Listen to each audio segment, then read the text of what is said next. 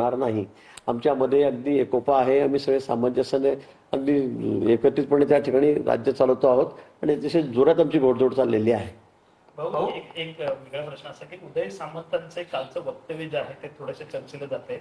ते असे म्हणाले की एकनाथ शिंदेमुळेच महायुतीची सत्ता आली, शिंदे मुख्यमंत्री व्हावेत यात वावगं काय पुन्हा त्यामुळे थोडं चर्चा सुरू झाली राजकीय.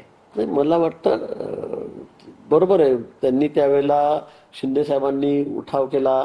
त्यांनी सगळे शिवसेनेत उद्धवजींना कंटाळून त्यांच्या कार्यभाराला कंटाळून हे सगळे इकडे आले होते आणि त्याचं नेतृत्व शिंदे साहेबांनी केलं होतं. हे तर खरंच आहे, त्याबद्दल वावगं नाही. पण नंतर त्यावेळेला आमचे सुद्धा इतके आमदार असताना 170 आमदार असताना आम्ही त्या ठिकाणी त्यावेळेला शिंदेसाहेब मुख्यमंत्री झालेच, ते आम्ही मान्यच केलं होतं. तो काही विषय नाही आहे. पण आता नंतर आपण बघितलं संख्याबळ जर बघितलं तर मला असं वाटतं की त्याप्रमाणे देवेंद्रजी मुख्यमंत्री झालेत आणि हे एकनाथजींनी मान्य केलेलं आहे. यामध्ये आमच्यामध्ये कुठे दुमत नाही आहे, कुठे दुमत नाही आहे. त्यामुळे हा विषय आता मला कसा आला मला माहीत नाही. पण मला असं वाटतं की आता देवेंद्रजी मुख्यमंत्री आहेत.